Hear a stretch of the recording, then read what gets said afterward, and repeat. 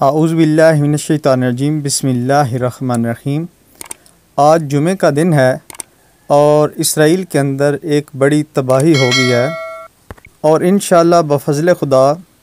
جس طرح انہوں نے مسلمانوں کا خون بہایا ہے، اب ان کا برا وقت شروع ہو گیا ہے اور اب ان کی کسی نہ کسی طرح سے تباہی ہوتی رہے گی۔ اسرائیل کے اندر ایک ان کے مذہبی رہنما گزرے ہیں جس کا نام شمعون بار ربی تھا۔ کہا جاتا ہے کہ ان کا تعلق دوسری صدی سے تھا اور اس کے مقبرے پر یہ ایک سالانہ تقریب ہوتی ہے جو کہ ہر سال ہوتی ہے، اور پچھلی دفعہ اس وبائی پینڈیمک صورتحال میں اس کو کینسل کر دیا گیا تھا،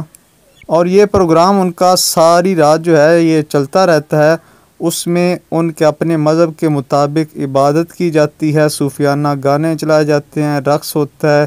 اس طرح کا پروگرام ہوتا ہے ہر سال۔ ابھی تک جو انفارمیشن سامنے آئی ہے اس کے مطابق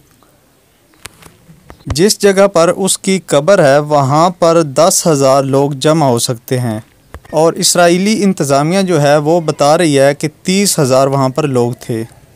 جبکہ حقیقت یہ ہے کہ وہاں پر کم و بیش 1,00,000 لوگ جمع ہوئے۔ اس شمعون بار ربی کی قبر تک جانے کے لیے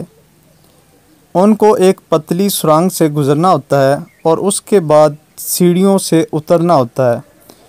جب لوگ سیڑھیوں سے اتر رہے تھے تو کیونکہ 10,000 لوگوں کی گنجائش تھی وہاں پہ اور 1,00,000 کے قریب کم و بیش لوگ وہاں پہ جمع ہو گئے، تو کسی کو کچھ سمجھ نہیں آ رہی تھی، اتنا زیادہ رش تھا، تو دھکم پہل شروع ہوئی اور اس طرح کا سلسلہ شروع ہوا۔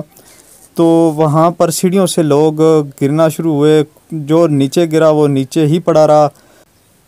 اسی دھکم پہل میں وہاں پہ بھگدڑ مچی اور لوگ بھاگنا شروع ہو گئے، تو جو نیچے گرے وہ نیچے ہی گرے پڑے رہے، تو جس کے نتیجے میں کم و بیش 44 سے 45 افراد جو ہے وہ ان کا اپنا میڈیا بتا رہا ہے کہ وہ ہلاک ہوئے ہیں،